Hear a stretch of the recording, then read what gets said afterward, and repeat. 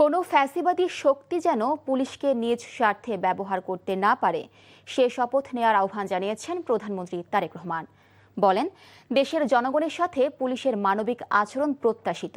ঢাকায় পুলিশ সপ্তাহ 2026 উদ্বোধন অনুষ্ঠানে দেয়া ভাষণে প্রধানমন্ত্রী আরও বলেন, গত নির্বাচন প্রমাণ করেছে পুলিশের পক্ষে দক্ষতা ও পেশাদারিত্বের সঙ্গে দায়িত্ব পালন সম্ভব। খান আলামিনের রিপোর্ট। আমার পুলিশ আমার দেশ, সবার আগে বাংলাদেশ, এমন প্রতিপাদ্য নিয়ে শুরু হয়েছে 4 দিনব্যাপী পুলিশ সপ্তাহ 2026।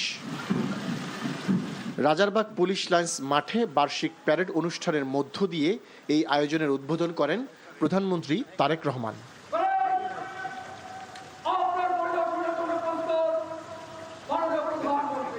পুলিশের বিভিন্ন কন্টিনজেন্ট ও পতাকাবাহী দলের সুশৃঙ্খল দৃষ্টিনন্দন ও বর্ণিল প্যারেড পরিদর্শন ও অভিবাদন গ্রহণ করেন প্রধানমন্ত্রী।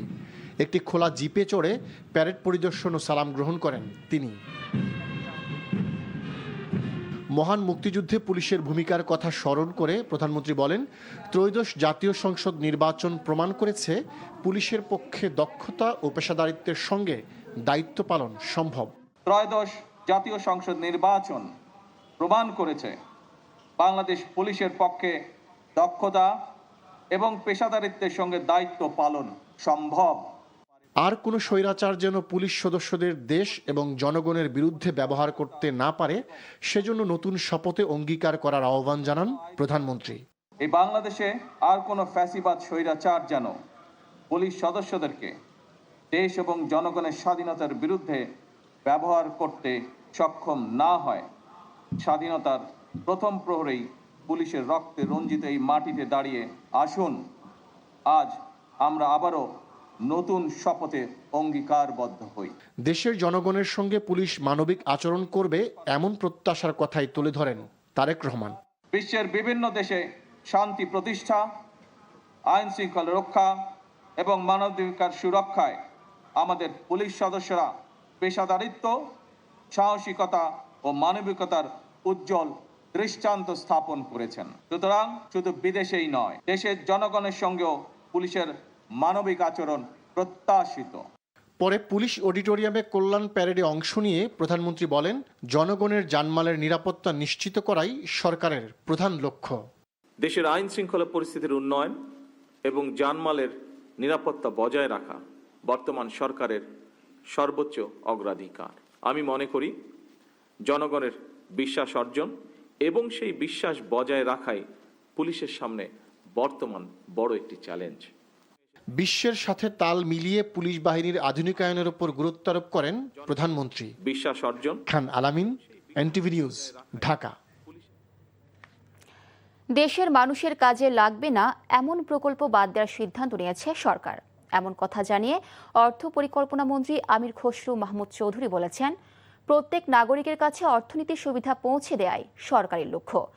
সকালে রাজধানীর আগারগাঁওয়ে পল্লী কর্মসহায়ক ফাউন্ডেশন PKSF এর নিজস্ব কার্যালয়ে এক সেমিনারে তিনি এসব কথা বলেন। শুধু রাজনীতিতে গণতন্ত্র থাকলে হবে না, অর্থনীতিতেও গণতন্ত্র থাকতে হবে বলেও মন্তব্য করেন অর্থমন্ত্রী। ফ্যামিলি কার্ড, কৃষক কার্ড সহ সরকারের সহযোগিতা প্রকল্প সংশ্লিষ্ট জনগোষ্ঠীর ক্রয় ক্ষমতা বাড়বে বলেও আশা আমির খসরু মাহমুদ চৌধুরীর। আরও 2 লাখ তরুণ ও ক্ষুদ্র উদ্যোক্তাকে দক্ষতা উন্নয়ন, আর্থিক সহায়তা প্রদানের উদ্যোগ নিয়েছে PKSF। এর মধ্যে 2,05,000 তরুণকে প্রশিক্ষণ ও ঋণ সহায়তা দেওয়া হয়েছে বলে জানানো হয় সেমিনারে। প্রজেক্টের পর প্রজেক্ট, এখন আমাদের 1300 প্রজেক্ট প্ল্যানিং কমিশনে আছে।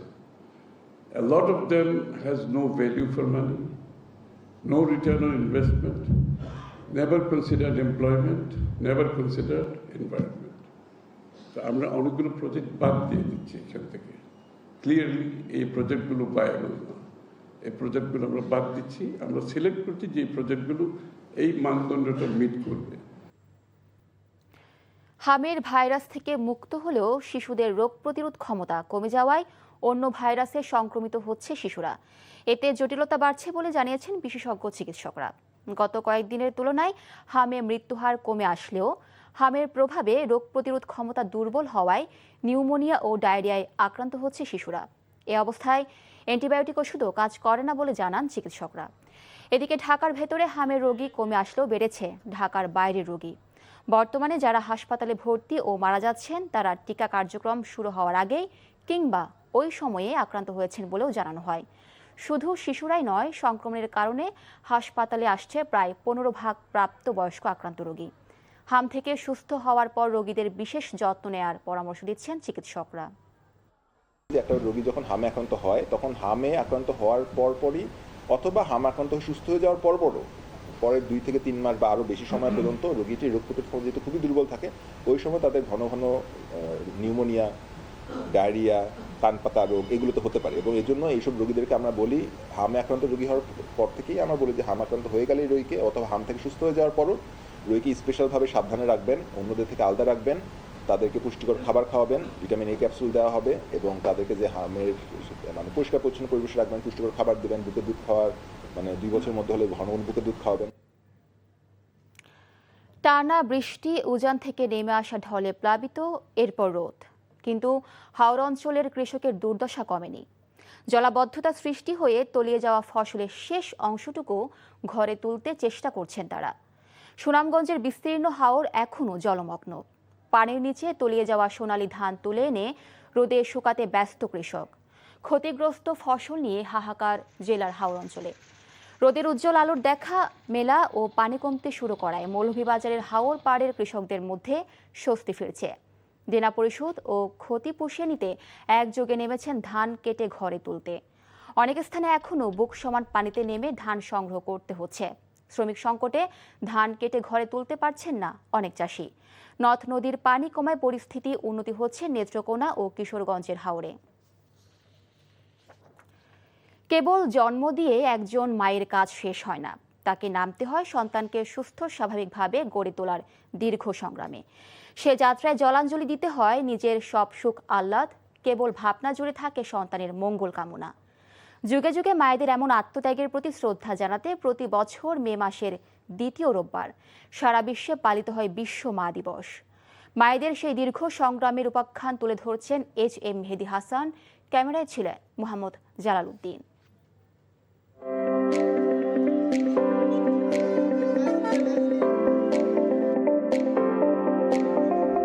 ব্যস্ত শহরে কেবল অবিরাম ছুটে চলা,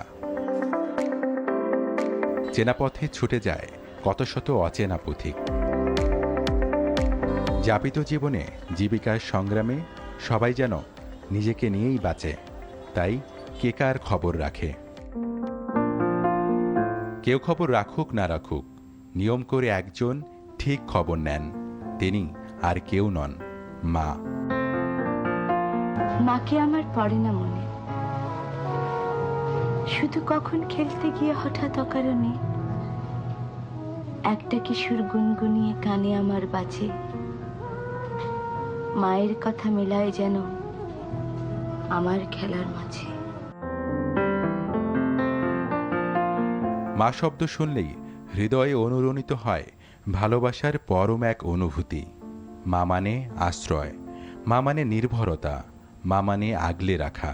মা কাইন্ড অফ পৃথিবী, যাকে ছাড়া আসলে চলা মুশকিল, বা অক্সিজেন বলা যায় মাকে। আমার মা যদি আজকে না থাকে, জীবন বেঁচে থাকার ইচ্ছাই চলে যাবে। মাকে কখনো গ্র্যাটিটিউড দেখে বলা হয়নি যে আই লাভ হার অথবা I am grateful to her, কিন্তু আমরা প্রকাশ করে ট্রাই করি যে উই আর অ্যাকচুয়ালি গ্রেটফুল। আজকে আমি আগে মাকে ফোন দেবো, বাট এই কম্পিটিশনে আমি আজকে পর্যন্ত আসলে বিজয় হতে পারি নাই। মাই আমাকে সবসময় আগে ফোন দেয়। এখন নিজে বুঝি মা হওয়ার পর যে আম্মু কতটা পরিমাণ পরিশ্রম করতো আমাদের।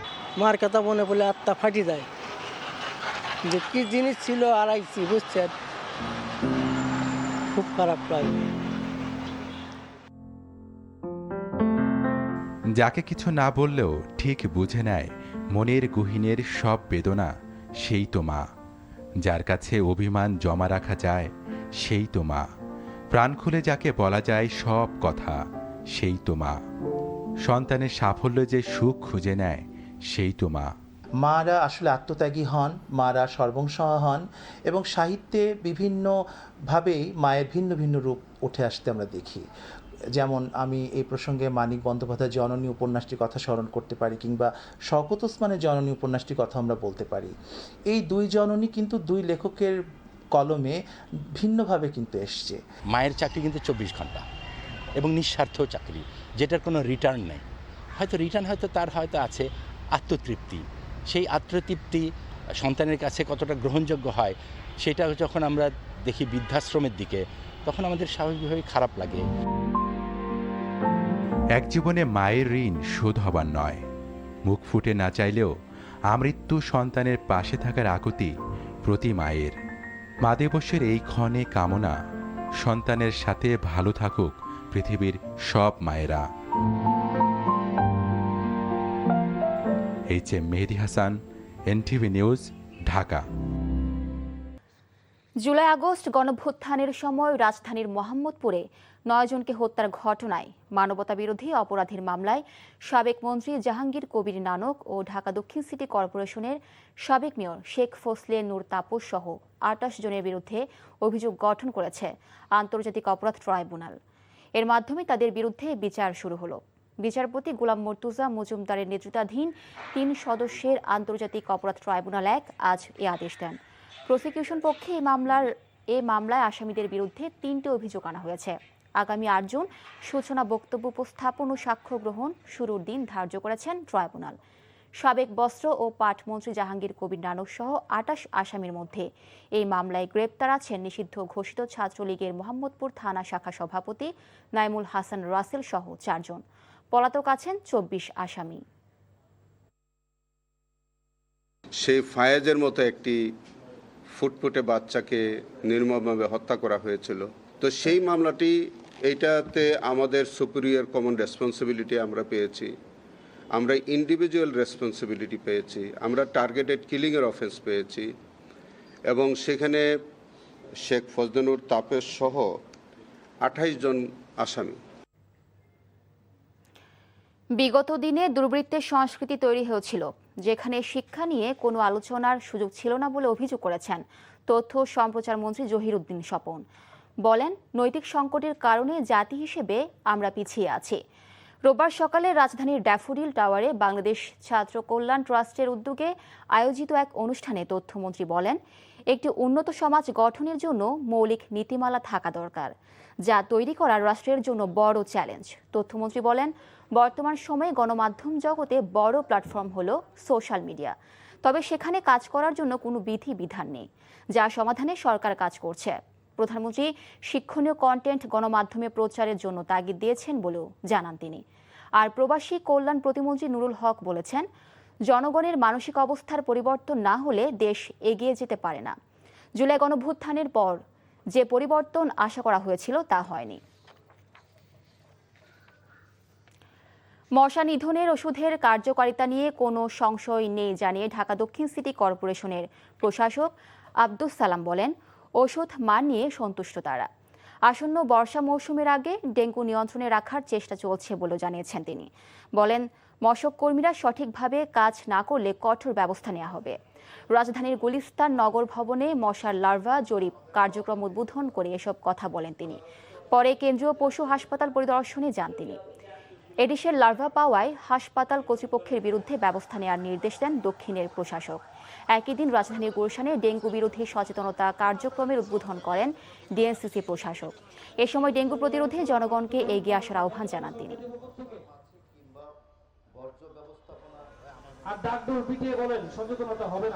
আগের ওষুধ আপনারা বলার পরে 2বার আমরা পরীক্ষা করেছি, 2বার মন্ত্রণালয় পরীক্ষা করেছে। মন্ত্রণালয় থেকে পরীক্ষা করার পরে তারা বলেছে যে এটা ওষুধ ঠিক আছে এবং এটা জাস্টিফাইড, কাজেই ওষুধের ব্যাপারে কোথাও কোনো আপত্তি নাই।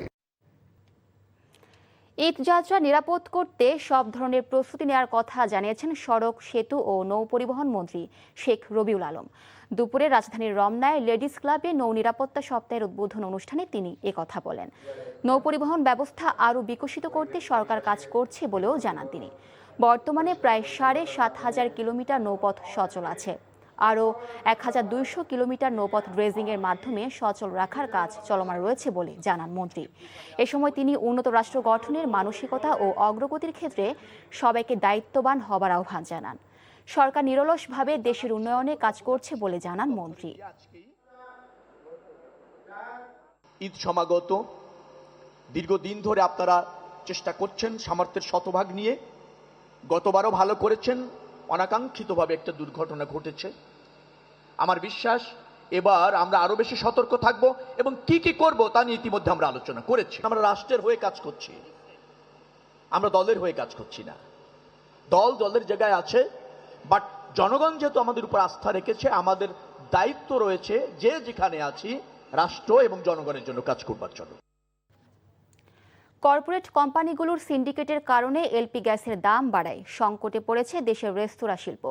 খাতটিকে টিকে রাখতে এবং ভোক্তা পর্যায়ে খাবারের দাম নিয়ন্ত্রণে রাখতে সরকারের কাছে 11 দফা দাবি জানিয়েছে বাংলাদেশ রেস্তোরাঁ মালিক সমিতি। সকালে রাজধানীর ঢাকা রিপোর্টার্স ইউনিটিতে আয়োজিত সংবাদ সম্মেলনে ব্যবসায়ীরা বলেন, জ্বালানি সংকট, উচ্চ কর এবং প্রশাসনিক হয়রানির কারণে দেশের গুরুত্বপূর্ণ এ সেবা খাত ধ্বংসের মুখে পড়েছে। পরিস্থিতি উত্তরণে আগামী বাজেটে ভ্যাট ট্যাক্স কমানো, ওয়ান স্টপ সার্ভিস চালু এবং গরুর মাংস আমদানির অনুমতি সহ শিল্পনীতির দ্রুত বাস্তবায়নের দাবি জানান তারা।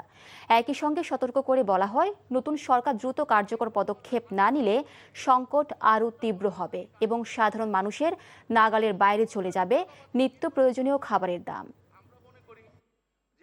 সরকারের নির্ধারিত দামে কোনোভাবে এলপিজি বিক্রি হচ্ছে না, এলপিজি সিন্ডিকেট করে এই বাজারটা কন্ট্রোল করছে। তাদের কাছে আমার মনে হচ্ছে নতুন সরকার অসহায়। রেস্তোরাঁ সেক্টরকে শেষ করার জন্য পরিকল্পিতভাবে ওই কর্পোরেট আগ্রাসনরা আমার মনে হচ্ছে মন্ত্রণালয়কে কাজে লাগিয়ে আমাদেরকে সর্বশান্ত করছে, যাতে এই 18 কোটি মানুষের মার্কেট তারা নিয়ে নিতে পারে। হামের ভাইরাস থেকে মুক্ত হলেও শিশুদের রোগ প্রতিরোধ ক্ষমতা কমে যাওয়ায় অন্য ভাইরাসের সংক্রমণ হচ্ছে রোগীরা। এতে জটিলতা বাড়ছে বলে জানিয়েছেন বিশেষজ্ঞ চিকিৎসকরা। গত কয়েকদিনের তুলনায় হামে মৃত্যুহার কমে এলেও এর প্রভাবে নিউমোনিয়া ও ডায়রিয়ায় আক্রান্ত হচ্ছে শিশুরা। এদিকে মৃত্যুহার কমলেও বেড়েছে ঢাকার বাইরের রোগী। তামজিদ সুমনের রিপোর্ট। এই আধুনিক যুগেও হাম রোগ যেন এক আতঙ্কের নাম হয়ে উঠেছে বাংলাদেশে। সময় মতো টিকা প্রদান না করার মাশুল দিচ্ছে হাজার হাজার ছোট্ট সোনামণি।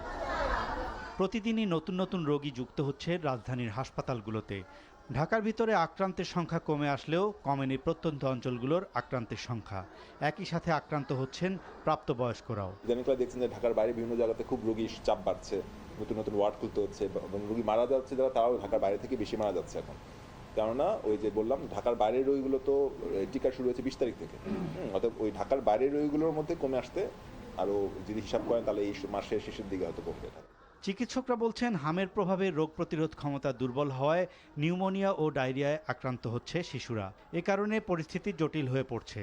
মহাখালী ডিএনসিসি ডেডিকেটেড হাসপাতালের এই চিকিৎসক জানান, এখন মারা যাচ্ছেন যারা, তারা টিকা কার্যক্রম শুরু হওয়ার আগেই কিংবা ওই সময়ে আক্রান্ত হয়েছেন। একটা রোগী যখন হামে আক্রান্ত হয়, তখন হামে আক্রান্ত হওয়ার পরপরই অথবা হাম আক্রান্ত সুস্থ হয়ে যাওয়ার পরের 2 থেকে 3 মাস বা আরও বেশি সময় পর্যন্ত রোগীটির রোগ প্রতিরোধ ক্ষমতা যেহেতু খুবই দুর্বল থাকে, ওই সময় তাদের ঘন ঘন নিউমোনিয়া, ডায়রিয়া, কান পাতা রোগ এগুলো তো হতে পারে। এবং এই জন্য এইসব রোগীদেরকে আমরা বলি, হামে আক্রান্ত রোগী হওয়ার পর থেকেই আমরা বলি যে হাম আক্রান্ত হয়ে গেলে রোগীকে, অথবা হাম থেকে সুস্থ হয়ে যাওয়ার পরও রোগীকে স্পেশালভাবে সাবধানে রাখবেন, অন্যদের থেকে আলাদা রাখবেন, তাদেরকে পুষ্টিকর খাবার খাওয়াবেন, ভিটামিন এ ক্যাপসুল দেওয়া হবে এবং তাদেরকে যে হামের পরিষ্কার পরিচ্ছন্ন পরিবেশে রাখবেন, পুষ্টিকর খাবার দেবেন, বুকের দুধ খাওয়ার 2 বছরের মধ্যে হলে ঘন ঘন বুকের দুধ খাওয়াবেন। হাম থেকে সুস্থ হওয়ার পর শিশু রোগীদের আলাদা রেখে বিশেষভাবে যত্ন নেয়ার পরামর্শ দিচ্ছেন চিকিৎসকরা।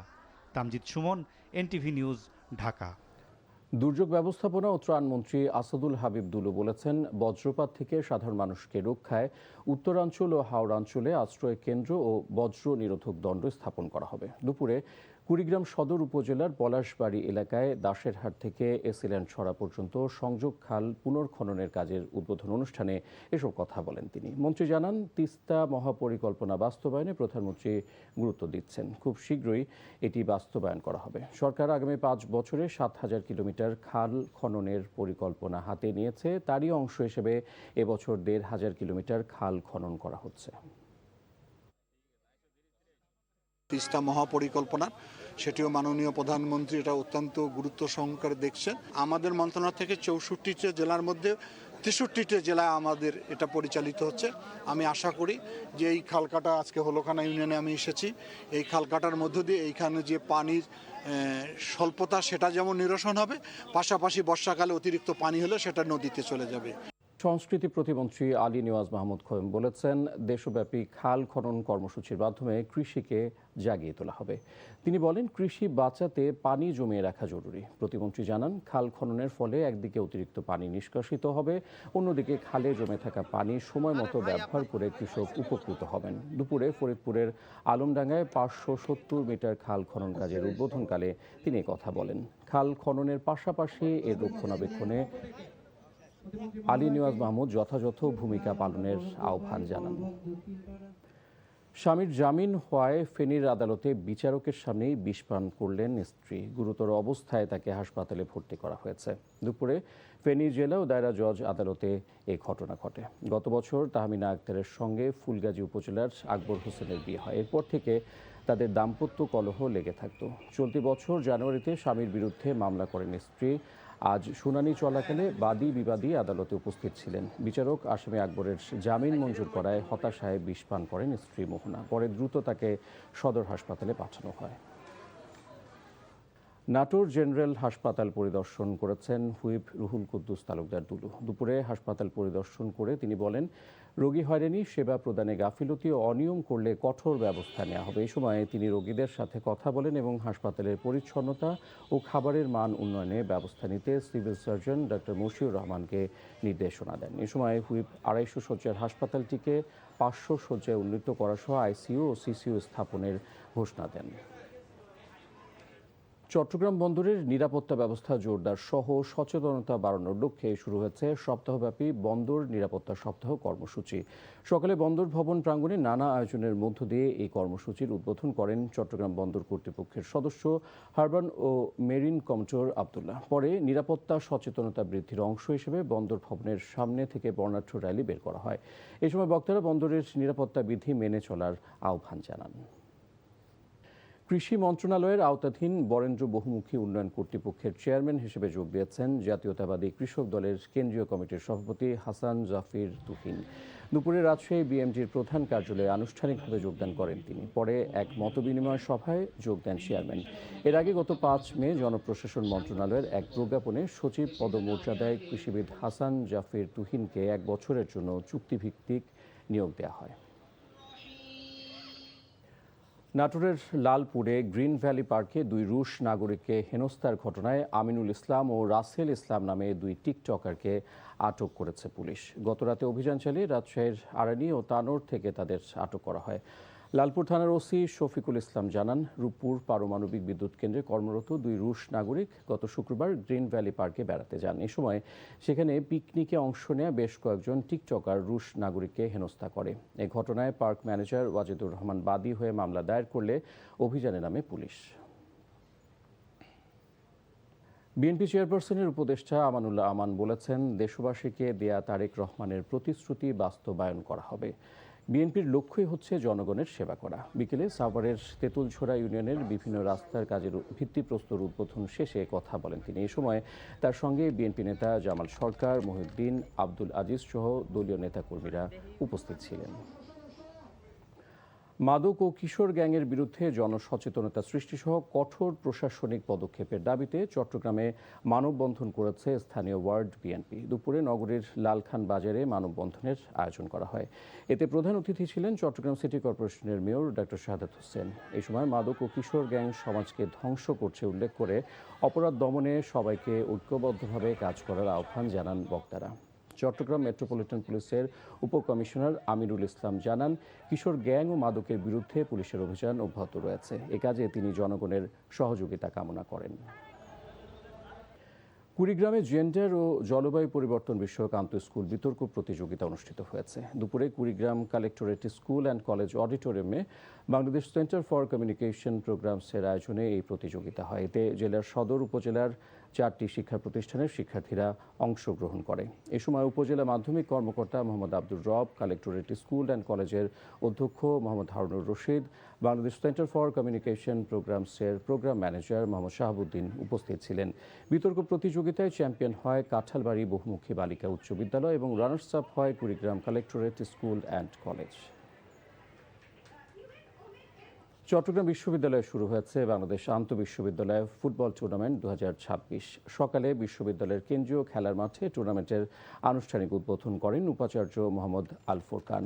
বক্তারা বলেন, আন্তঃবিশ্ববিদ্যালয় ক্রীড়া প্রতিযোগিতা শিক্ষার্থীদের মধ্যে সৌহার্দ্য, নেতৃত্ব গুণ ও শারীরিক সক্ষমতা বৃদ্ধিতে গুরুত্বপূর্ণ ভূমিকা রাখে। পাশাপাশি এ ধরনের আয়োজন শিক্ষার্থীদের মধ্যে পারস্পরিক যোগাযোগ ও সম্প্রীতি বাড়াতেও সহায়ক। এর আগে সকাল 7টায় শুরু হওয়া উদ্বোধনী ম্যাচে রবীন্দ্র বিশ্ববিদ্যালয়কে 6-0 গোলে হারিয়ে দুর্দান্ত জয় লাভ করে চট্টগ্রাম বিশ্ববিদ্যালয়। বাংলাদেশের সাথে স্থায়ী সম্পর্ক রাখতে হলে দিল্লিকে অবশ্যই সীমান্ত হত্যা বন্ধ করতে হবে বলে মনে করেন প্রধানমন্ত্রী উপদেষ্টা ও বিএনপির জ্যেষ্ঠ যুগ্ম মহাসচিব রুহুল কবির রিজভী। দুপুরে রাজধানী ডিপ্লোমা ইঞ্জিনিয়ার্স ইনস্টিটিউশনে আইডিইবির 45তম জাতীয় কাউন্সিলের উদ্বোধন অনুষ্ঠানে কথা বলেন তিনি। সীমান্তে হত্যার ঘটনায় হতাশা প্রকাশ করে তিনি বলেন, ভারতে নির্বাচন হয়েছে, তারা কাকে পছন্দ করে ভোট দিয়েছে বা দেয়নি সেটা তাদের বিষয়, কিন্তু এর জেরে বারবার মানুষ হত্যা কিসের আলামত? প্রশ্ন রাখেন রিজভী। সরকারের পরিকল্পনা অনুযায়ী মানুষের কল্যাণে সবাইকে ঐক্যবদ্ধ হয়ে কাজ করার আহ্বান জানান বিএনপির জ্যেষ্ঠ যুগ্ম মহাসচিব।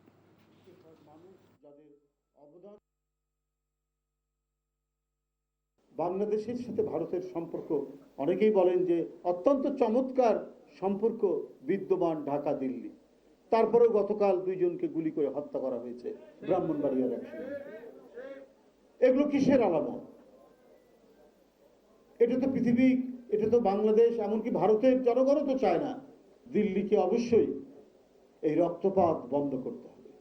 বাংলাদেশের সাথে যদি একটি স্থায়ী বন্ধুত্ব গড়ে তুলতে চান, তাহলে এই যে একটা মানে সহিংসতার মনোবৃত্তি, এটা পরিহার করতে হবে। আসন্ন স্থানীয় সরকার নির্বাচনকে সামনে রেখে প্রথম ধাপে উপজেলা চেয়ারম্যান ও পৌর মেয়র পদে 100 প্রার্থীর নাম ঘোষণা করেছে জাতীয় নাগরিক পার্টি। বিকেলে রাজধানী বাংলা মোটরে দলীয় কার্যালয়ে সংবাদ সম্মেলন করে এ তালিকা প্রকাশ করা হয়। এনসিপি স্থানীয় নির্বাচন পরিচালনা কমিটির চেয়ারম্যান সার্জিস আলম জানান, জোটবদ্ধ নয়, এককভাবেই নির্বাচনে অংশ নেবে তাদের দল। দলের মুখপাত্র আসিফ মাহমুদ সজীব ভূঁইয়া বলেন, সরকার সবার আগে বাংলাদেশ স্লোগান দিলেও ভারত ইস্যুতে কূটনৈতিক ব্যর্থতার পরিচয় দিচ্ছে। ভারতে ধর্মের কারণে মুসলমানদের নির্যাতনের অভিযোগ তুলে এ ব্যাপারে রাষ্ট্রীয়ভাবে নির্যাতিতদের পাশে দাঁড়ানোর আহ্বান জানান তিনি। হামের টিকার অভাবে শিশু মৃত্যুর ঘটনায় জড়িতদের চিহ্নিত করে বিচারের আওতায় আনার দাবি জানান তিনি। আন্তর্জাতিক মানবাধিকার সম্মেলনে অংশ নিতে রাতে দক্ষিণ কোরিয়ায় যাচ্ছেন বলে জানান তিনি। সীমান্ত হত্যার ব্যাপারে কোনো কথা যখন সরকার বলে না, কোনো কূটনৈতিক পদক্ষেপ নেয় না, তখন আমাদের মনে হয় যে আসলে সবার আগে তো বাংলাদেশ, সেটা তাদের মুখের বলি, কাজের ক্ষেত্রে সেটা আমরা দেখতে পাই না। আসামের যিনি মুখ্যমন্ত্রীর দায়িত্বে বসে থেকে বলছেন যে তারা ইলিগালি পুশব্যাক করেন বাংলাদেশে, কিন্তু এটা নিয়ে আমরা দেখছি যে বাংলাদেশের সরকারের কোনো স্পষ্ট বক্তব্য কিন্তু আমরা পাই নাই। আমরা বাংলাদেশের এই বর্তমান সরকারের সময়টা খুব কম হলেও আমরা বারবার দেখছি কূটনৈতিক ক্ষেত্রে তারা অবস্থান নিতে ব্যর্থতার পরিচয় দিচ্ছেন। বৃষ্টির পানি কমতে শুরু করা এবং একই সাথে রোদ ওঠায় হাওর পাড়ের কৃষকদের মধ্যে স্বস্তি ফিরছে। ভেসে উঠছে কৃষকের কাঙ্ক্ষিত জমির বোরো ধান। দেনা পরিশোধ ও ক্ষতি পুষিয়ে নিতে কৃষকেরা নেমেছেন ধান কেটে ঘরে তুলতে। অনেক জায়গায় এখনও বুকসমান পানিতে ধান সংগ্রহ করতে হচ্ছে তাদের। দেখা দিয়েছে শ্রমিক সংকট, যার সাথে যোগ হয়েছে ধার দেয়া পরিশোধের চিন্তা। মৌলভীবাজার থেকে SM উমেদ আলীর পাঠানো রিপোর্ট। পাহাড়ি ঢল ও অতিবৃষ্টিতে বোরো ধানের এমন ক্ষতি হবে কেউ ভাবতেও পারেননি। কৃষকের ভরসা ছিল বৃষ্টি বা পাহাড়ি ঢলের পানি প্রকল্পের পাম্প চালিয়ে নিষ্কাশন করা সম্ভব হবে, কিন্তু বাস্তবে হয়েছে উল্টো। 2 থেকে 3 ফুট পানির নিচে তলিয়ে নষ্ট হয়েছে ক্ষেতের ধান। ভেঙে গেছে মৌলভীবাজারের হাওর পাড়ের শত শত কৃষকের স্বপ্ন। তবে এখন বৃষ্টি বন্ধ হওয়ায় কৃষকরা বুক সমান পানি থেকে বোরো ধান সংগ্রহে প্রাণপণ চেষ্টা চালিয়ে যাচ্ছেন। কিছু পানি কমছে, ওখানে কাটা আগে বুক পানি গেছে। খামলার সমস্যা 1000 টাকা রোজ।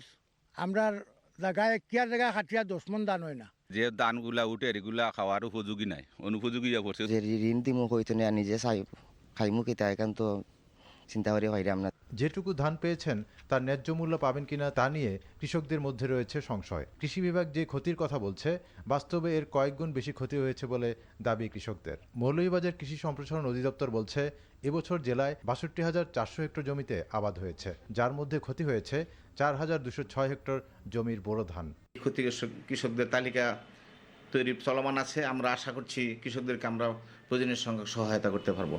হাওড় অঞ্চলের কৃষকরা একমাত্র ফসল হারা নয়, বছরব্যাপী সরকারি সহায়তার দাবি জানিয়েছেন স্থানীয় কৃষকরা। NTV news desk.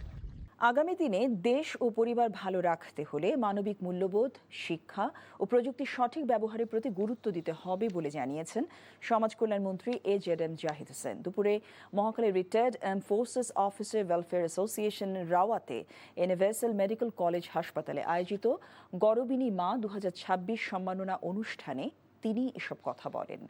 মন্ত্রী বলেন, একজন সন্তানের সাফল্যের পেছনে মায়ের অবদান সবচেয়ে বেশি। তাই সমাজে মায়েদের অবদানকে যথাযথ মর্যাদা দিতে এ ধরনের আয়োজন গুরুত্বপূর্ণ ভূমিকা রাখবে। অনুষ্ঠানে আইন শৃঙ্খলা, শিক্ষা, সাংবাদিকতা, চিকিৎসা সহ 11 গুণী মাকে সম্মাননা তুলে দেন তিনি। চমক রেখে টি-20 বিশ্বকাপের দল ঘোষণা করল বাংলাদেশ। বিশ্বকাপের জন্য ঘোষিত দলে সবশেষ শ্রীলঙ্কা সিরিজ থেকে বাদ পড়েছেন শারমিন সুলতানা। নতুন করে জায়গা পেয়েছেন তাজ নেহার। আগামী 12 জুন থেকে ইংল্যান্ডের মাটিতে শুরু হবে 12 দলের এই বিশ্বকাপ। গ্রুপ এতে খেলা বাংলাদেশের প্রতিপক্ষ অস্ট্রেলিয়া, ভারত, পাকিস্তান, দক্ষিণ আফ্রিকা ও নেদারল্যান্ডস। আগামী 12 জুন বিশ্বকাপের উদ্বোধনী ম্যাচে এজবাস্টনে মুখোমুখি হবে স্বাগতিক ইংল্যান্ড ও শ্রীলঙ্কা। বিশ্বকাপে 3টি ম্যাচে পাকিস্তান, নেদারল্যান্ডস ও দক্ষিণ আফ্রিকার বিপক্ষে জয়ের সুযোগ দেখছে লাল সবুজরা। একই ভেন্যুতে 14 জুন বাংলাদেশ প্রথম ম্যাচে লড়বে নেদারল্যান্ডসের বিপক্ষে। ডাচ মেয়েরা এবারই প্রথম টি-20 বিশ্বকাপ খেলতে নামবে।